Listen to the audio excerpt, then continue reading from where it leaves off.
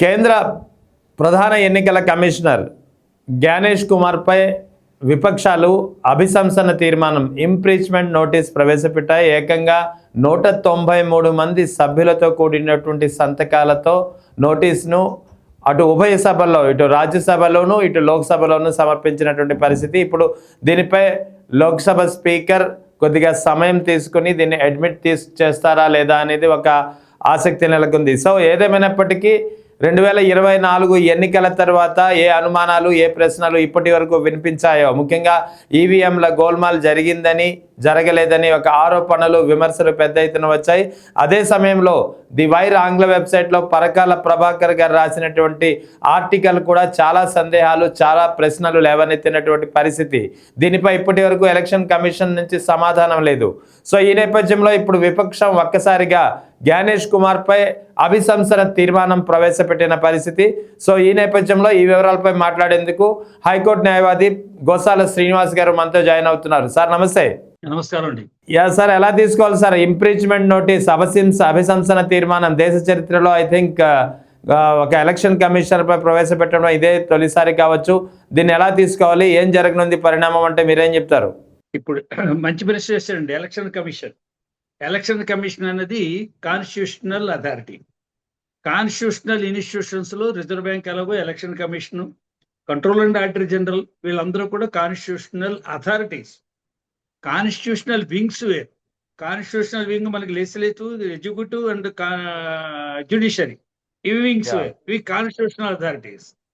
ఈ constitutional authorities మీద ఎవరినైనా ఇంపీచ్ చేయాలంటే because direct they are appointment of the President of India తర్వాత అపాయింట్ చేయబడినటువంటి ఏ వ్యవస్థలు ఉన్నాయో, ఏ వ్యక్తులు ఉంటారో, ఏ అధికారులు ఉంటారో వాళ్ళు కాన్స్టిట్యూషనల్ గా వాళ్ళకున్న పవర్స్ ఏమిటి, వాళ్ళు కాన్స్టిట్యూషనల్ గా వాళ్ళు టోటల్ గా ఇండిపెండెంట్ అంటే వాళ్ళని తీసే అధికారం, వాళ్ళని తొలగించే అధికారం, వాళ్ళని రిమూవ్ చేసే అధికారం, రిట్రెంచ్మెంట్ అనండి, రిమూవ్ అనండి, టెర్మినేషన్ అధికారం కాన్స్టిట్యూషన్ ఎవరికి ఇవ్వలేదు, ప్రెసిడెంట్ ఆఫ్ ఇండియాకి ఇచ్చింది.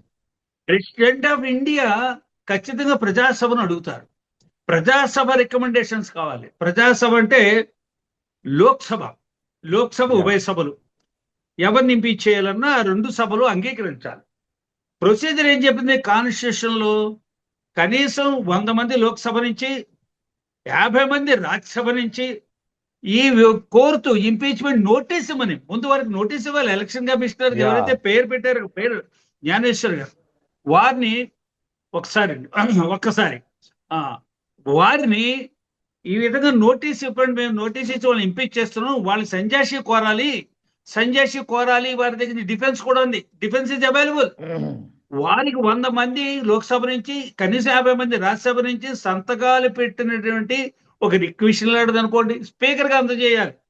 స్పీకరు ఆ నోటీసు వ్యాలిడ్ నోటీసు, దీంట్లో స్పష్టంగా సంతకాలు పెట్టారు, దీంట్లో కూడా ఫార్మేట్ బాగా కరెక్ట్ గానే ఉందని స్క్రూటినీ చేశాక ఏ ఆరోపణలతో వాళ్ళని ఇంపీచ్ చేద్దాం అనుకుంటున్నారు. ఒట్టిగా ఇంపీచ్ చేసేయండి, మాకు నచ్చట్లేదు, ఆయన అంటే మాకు నచ్చట్లేదు అని కుదరదండి. ఎవరికి నచ్చడం, ప్రతిపక్షాలు నచ్చాలి, అధికార పక్షాలు నచ్చాలని కాదు.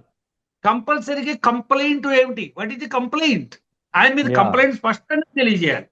ఆ కంప్లైంట్ మీద చెప్పిన తర్వాత దీని మీద ఒక కమిటీ వేస్తారు, ఎంక్వైరీ. ఒక ఎంక్వైరీ కమిటీ ఉంది, supreme court judge and 1 high court chief justice and other judicial person, any person. ఈ ముగ్గురు కమిటీలు వేసి విచారణ చేస్తారు. వీరి మీద లేవనెత్తిన అంశాలలో ఖచ్చితంగా రుజువులు ఉన్నాయి. ప్రూఫ్ అని అన్నారు మాట. కాన్స్టిట్యూషన్ లో ఏ మాట ఉందో ఆ మాటకే తెలుగు తర్జుమా చేస్తున్నా. దీని మీద ఆధారాలు ఏవైతే నెపాలు మోపడ్డాయో, ఆరోపణలు మోపడ్డాయో, వారికి ప్రాథమిక ఆధారాలు కనిపిస్తున్నాయి. కాబట్టి ఆయన దగ్గర నుంచి సమాధానం, వివరణ కోరవచ్చు అనే కమిటీ రికమెండ్ చేయాలి. Committee will be constituted by the speaker constitute చేస్తారు. చేసిన తర్వాత ఏ అయితే ఆరోపణలు మోపబడ్డాయో, వీళ్ళ దగ్గర ఉన్న ఆధారాలు ఏమున్నాయో అవన్నీ కూడా స్పీకర్ కి, హౌస్ కి తెలియజేయాలి. దాని తర్వాత ఆ ముగ్గురు సభ్యులు ఎవరైతే ఉన్నారో దీని మీద ఖచ్చితంగా లోతైనటువంటి దర్యాప్తు చేస్తారు, స్క్రూటినీ చేస్తారు. చేసిన తర్వాత ఆధారాలు ఉన్నాయని తేలితే ఖచ్చితంగా ఆయన్ని హౌస్కి పిలవండి. హౌస్కి పిలుస్తారు. మార్కన్ ఖర్చు ఒకసారి గతంలో ఒక జడ్జిని కూడా పార్లమెంట్కి పిలిచారు. పార్లమెంట్ పిలిచిన సందర్భాలు ఉన్నాయి. కాబట్టి ఓకే. ఆ విధంగా వీరిని పార్లమెంట్ సమన్ చేస్తుంది. మీ మీద ఈ ఆరోపణలు ఉన్నాయి, ఈ ఆరోపణలు ప్రాథమిక సాక్ష్యాలు కూడా దొరికే, మీరేం సమాధానం చెప్తారని. ఆయన defence is available because it is a court. ఆయన Yeah, ఒక he can న్యాయస్థానం defend. దగ్గర ముద్దాయిగా He can defend his arguments. Yes. yes, he can defend his arguments. So ఇప్పుడు జ్ఞానేష్ కుమార్ పై ముఖ్యంగా 2024 ఎన్నికల తర్వాత ఈవీఎంల గోల్మాల్ జరిగిందని, తర్వాత ఓట్ల చోరీ జరిగిందని రకరకాల ఆరోపణలు, రకరకాల విమర్శలు, ప్రశ్నలు వినిపించిన పరిస్థితి మీకు కూడా తెలిసిందే. సో ఇప్పుడు విపక్షం ఏకంగా ఆయనపై ఇదే ఆరోపణలతో, ఇదే విమర్శలతో, ఇదే ప్రశ్నలతో ఒక ఇంపీచ్మెంట్ నోటీస్ పంపించింది. సో ఏమని అర్థం చేసుకోవాలి ఈ మొత్తం పరిణామక్రమాన్ని? ఖచ్చితంగా వాళ్ళ దగ్గర ఆరోపణలు ఉన్నాయి కాబట్టి నోటీస్ 190 మంది అక్కడ ఎక్కువ ఇచ్చారు, ఎక్కువ సంతకం పెట్టారు. కానీ నోటీస్ తీసుకోవడానికి కావలసినటువంటి సంఖ్య 150 మినిమం, 193 ఉన్నారు. దాంట్లో ఎలిగేషన్స్ ఏమిటన్నది ఖచ్చితంగా ఈ ఈవీఎంల గురించి, ఈవీఎంల అవకతవకల గురించి, లేకపోతే ఇంకేం అవకతవకలు ఉన్నాయో వీరు అప్పుడే ఆల్రెడీ బీహార్లో మొట్టమొదటి ఓటర్ లిస్టుల్ని వీళ్ళు రివ్యూ చేశారు. ఓటర్ లిస్టులు తనిఖీ చేసే అధికారం ఎలక్షన్ కమిషన్ ఉంది. ఫ్రమ్ టైం టు టైం కంప్లైంట్లు వచ్చినప్పుడు కానీ, లేదా నిర్దిష్ట కాల పరిమితి పెంచుకుని ప్రతి 10 సంవత్సరాలకో ఆ 10 సంవత్సరాలకు ఖచ్చితంగా ప్రతి రాష్ట్రంలోనూ ఓటర్ల జాబితాని వాళ్ళు తనిఖీలు చేస్తారు. తనిఖీలు చేస్తే ఇక్కడి నుంచి వెళ్ళిపోయిన వాళ్ళు ఎక్కువ ఉందన్నారా, పౌరసత్వం లేని వాళ్ళు ఎక్కువ ఓటర్లు వచ్చారా, ఒకే డోర్ నంబర్లో 2500 మంది ఓటర్లు ఉన్న సందర్భాలు చూసాం. ఒకే డోర్ నెంబర్లో అడ్రస్లు ఉండవు, వారి అడ్రస్ మారుపుతూ ఉంటారు. చాలా మంది వాళ్ళకున్న ఆధార్ కార్డులు ఏమున్నాయి, వాళ్ళ వయసు ఆధార్ కార్డులు ఎంత ఉంది, వయసు ఆధార్ కార్డు 17, 16 ఉండి ఓటర్ లిస్ట్ లో జాబితాలో చేరిపోయిన వాళ్ళు కలకటాలో పట్టుకున్నారు. ఎక్కడ పట్టుకున్నారో అన్ని చోట్ల వాళ్ళు పబ్లిక్ నోటీస్ ఇస్తారు. ఇగో మీ ఈ ఓటర్ లిస్ట్ లో ఈ ఓటర్ లిస్ట్ ని పేర్లు మేము తొలగిస్తున్నాము, కారణాలు ఇవి, అభ్యంతరాలు ఉంటే తెలియజేసుకోవచ్చు. అప్పీల్ చేసుకునే అధికారం, ఒక హక్కు ఉంది ఓటర్లకి, అప్పీల్ చేసుకోవచ్చు. కాబట్టి ఎన్నికల కమిషన్ ఉన్నటువంటి ప్రిరోగేటివ్ పవర్ ఓటర్ల జాబితాని తనిఖీ చేసే అధికారం ఉంది. తనిఖీ చేసి అమ్మో 30 లక్షలు తీసేశారు, 80 లక్షలు తీసేశారు, 1,00,000 తీసేశారు, ఈ క్వాంటిటీ మీద ఏమీ ఉండవు. వాళ్ళకి అట్రిబ్యూట్ చేయడం, మోటివ్స్ అట్రిబ్యూట్ చేయడానికి లేదు. కాబట్టి ఇప్పుడు అటువంటి క్వాంటిటీ ఏమైనా ఉంది, ఎవరెవరైతే పేర్లు వాళ్ళు తీసేశారో వాళ్ళందరూ అప్పీలేట్ అథారిటీకి అప్పీల్ చేసుకోవచ్చు. ఇంకా ఏవైతే అలిగేషన్స్ ఉన్నాయి ఈవీఎంల గురించి, ఖచ్చితంగా ఈవీఎంలు ఒక అంశం. దాని మీద చాలా మంది రీసెర్చ్ చేశారు, చాలా కంప్లైంట్ తయారు చేశారు, చాలా పూర్తిగా అధ్యయనం చేశారు. దాని మీద వాళ్ళకి సమాధానం కావాలి. దీని మీద దర్యాప్తు జరగాలి, దీని మీద దర్యాప్తు చేయించాలి. అలా కాకుండా ఎన్నికల కమిషన్ నోటీస్ ఇచ్చేశారు. ఎప్పటిదాకా జరిగింది ఏమిటంటే, మనకు అందరికి అలవాటు ఏమిటంటే పర్సనల్ నోటీస్, జిహెచ్ఎంసీకి నోటీస్ ఇచ్చేస్తాను, లేకపోతే ఇక్కడంటే ఆఫీస్కి, అంటే గవర్నమెంట్ ఆఫీసులు ఉన్నాయి, గవర్నమెంట్ ఆఫీసుకి నోటీసులు ఇచ్చేస్తూ ఉంటాం. అలాగా ఎన్నికల కమిషన్కి నోటీస్ ఇస్తే జవాబు ఆశించకూడదు. వాళ్ళు ఎవరికి జవాబులు ఇవ్వరు. వాళ్ళు ఒకసారి మీటింగ్ పెడుతూ ఉంటారు, ఎప్పుడో అప్పుడు మీటింగ్ పెడతా ఉంటారు. దాంట్లో రాజకీయ పక్షాలను అందరినీ పిలుస్తారు, మేధావులను కూడా పిలుస్తారు. వాళ్ళకి ఉన్న అభ్యంతరాలని అటెండ్ అవుతూ వాళ్ళ అభ్యంతరాలు నివృత్తి చేయడానికి అప్పుడు దఫదఫాలుగా కూర్చుంటారు. ఈవీఎంల మీద పెద్ద చర్చ జరిగింది. ఈవీఎంల మీద డిమాన్స్ట్రేషన్ చేశారు, ఈవీఎంల మీద ఛాలెంజ్ చేశారు. ఎవరైనా ప్రూవ్ చేయండి ఈవీఎంలు ఫెయిల్ అవుతున్నాయని. మీరు 70 ఈవీఎం తీసుకొచ్చి బయట ఏదో డిమాండ్ చేయడం కాదు, ప్రభుత్వం ఆధీనంలో ఉన్న ఈవీఎంలు మీకు ఇస్తాము, దాన్ని మీరు డిమాండ్ చేయండి. పోనీ మేము మా దగ్గర కూడా మాకు ఎవరు సప్లై చేశారో వాళ్ళని కూడా రమ్మంటాము, వాళ్ళని ఎదురుగా మీరు క్వశ్చన్లు వేయండి, వాళ్ళు సమాధానాలు చెప్తారు, ప్రూవ్ చేయండి, ఖచ్చితంగా ఈవీఎంలని సస్పెండ్ చేద్దాము అని చాలాసార్లు ఛాలెంజ్ చేశారు. పబ్లిక్ నోటీసులు ఇచ్చారు, ప్రతి చోట ప్రతి రాష్ట్రానికి వెళ్ళి అడిగారు, రండి మా ఎదురుగా డిమాండ్ చేయండి అని అడిగారు. కాబట్టి ఇది ఒక పెద్ద అంశం, బలమైన అంశం. ప్రజల్లో ఏ అనుమానాలు ఉన్నాయో అనుమానాలన్నీ నివృత్తి చేసుకోవాల్సిన అవసరం ప్రజాస్వామ్యంలో ఉంది. అందరూ కూడా టెక్నికల్ గా క్వాలిఫైడ్ కాదు, ఓటర్స్ అందరూ they are not qualified, technical గా క్వాలిఫైడ్ కాదు, they are being represented by peoples representatives. వాళ్ళందరూ కూడా అనుమానాలు లేవనెత్తినప్పుడు అనుమానాలు నివృత్తి చేయించుకోవాల్సిన అవసరం ఉంది. అంచేత వాళ్ళందరూ ఎలక్షన్ కమిషన్ నోటీసులు ఇచ్చారు. That is not enough. That is not enough. అయితే ఇక్కడ ఈ మధ్యకాలం సుప్రీం ముఖ్యంగా ఎలక్షన్ డెమోక్రసీలో ఎలక్షన్ అనేది చాలా కీలకమైనటువంటి వ్యవస్థ. అటువంటి ఎలక్షన్ వ్యవస్థ పైనే నమ్మకాలు పోతున్నాయి.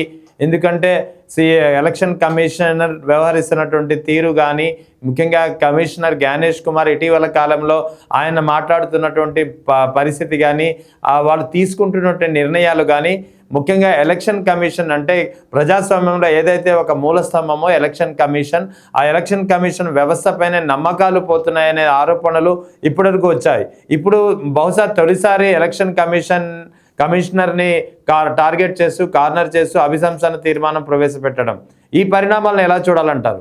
నిజమండి, మంచి అవసరం. ఈ టాపిక్ డిస్కషన్ రావడం చాలా అవసరం, మంచి అవసరం. ప్రజాస్వామ్య వ్యవస్థలో అనేక వేరేటువంటి దట్స్ కాల్డ్ ఈ ఇనిషియేషన్స్ ఉన్నాయి. ఇది ఇనిషియేషన్. ఎలక్షన్ కమిషన్ ఇట్స్ సంస్థ. దీని మీద అనుమానాలు ఉన్నాయి. అనుమానాలు ఏమున్నాయి? ఓడిపోయిన ప్రతి వాళ్ళు నేను ఓడిపోవడానికి కారణాలు ఇవన్నీ చెప్తారు. ప్రతి వాళ్ళు కాదు, కారణాలు ఉంటే, అనుమానాలు ఉంటే చెప్తారు. అనుమానాలు వ్యక్తం చేయడంలో ప్రజాస్వామ్యంలో ఒక హక్కు. ఆ హక్కును కాపాడాలి. అతను రైటా రాంగా అన్నది నిర్ణయించేది లోతైన విశ్లేషణ చేసిన తర్వాత, లోతైన దర్యాప్తు చేసిన తర్వాత, లోతైన విచారణ చేసిన తర్వాత మనం ఎవరిని కొట్టుపడేయలేం. అతను తప్పుడు ఆరోపణలు చేస్తున్నాడు అనలేం.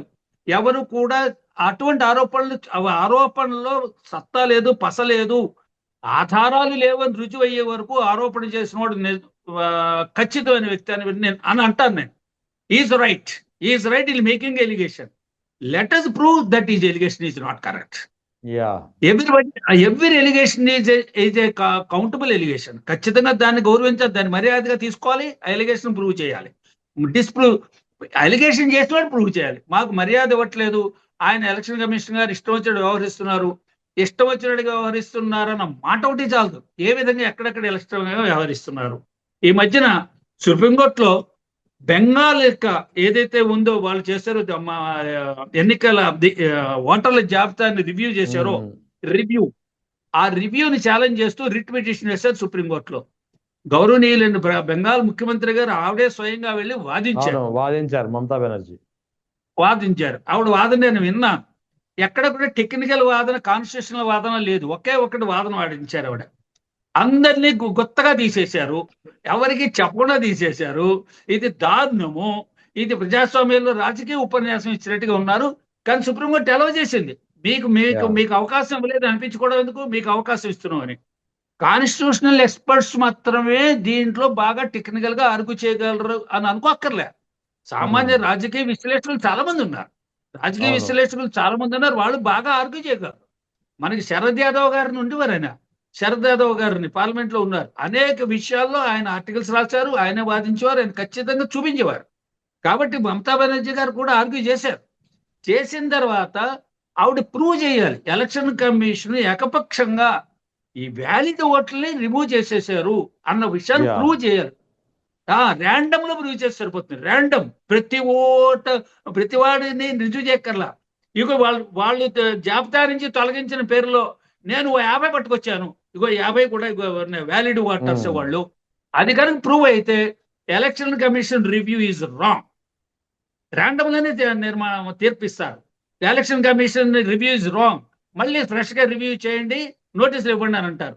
అది లేదు. ఆ లైన్ తీసుకోలేదు ఆవిడ. టోటల్ గా రివ్యూ రాంగ్, టోటల్ గా అన్డెమోక్రటిక్. వీళ్ళందరికీ సిటిజన్షిప్ లేదు, ఆధార్ కార్డులు లేవు, వీళ్ళందరూ కూడా ఇంట్రూడర్స్, వీళ్ళందరూ బయట నుంచి వచ్చారు. పైగా ఇంకొక వాదన వాళ్ళు ఏమనిస్తారు, మైనార్టీ ఓటర్స్ తీసేశారు అన్నారు.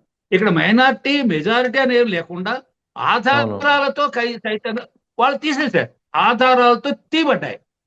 ఆ తీయబడినప్పుడు డిస్ప్రూవ్ చేసే విధానం ఏమిటి? బలానా మా ఊర్లో బలానా శంకరయ్య గారు, ఆయన గత 50 సంవత్సరాలు చెప్పుకుంటున్నారు. ఆయన పిల్లలందరూ అక్కడ పుట్టారు, వాళ్ళ నాన్నగారు అక్కడ పుట్టారు, వాళ్ళ తాతగారు అక్కడ పుట్టారు. వీళ్ళందరూ ఎప్పటి నుంచో అక్కడే ఉంటున్నారు.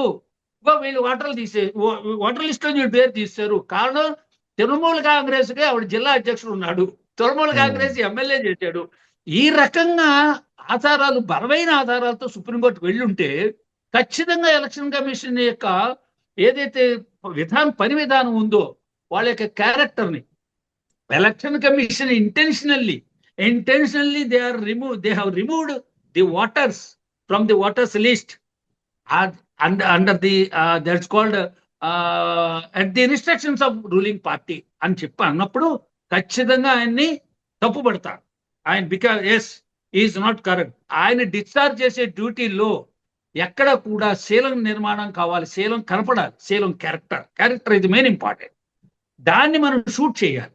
షూట్ చేయకుండా రాజకీయమైన ఉపన్యాసాలు ఇస్తే అక్కడ రుజువు చేసినట్టు కాదు.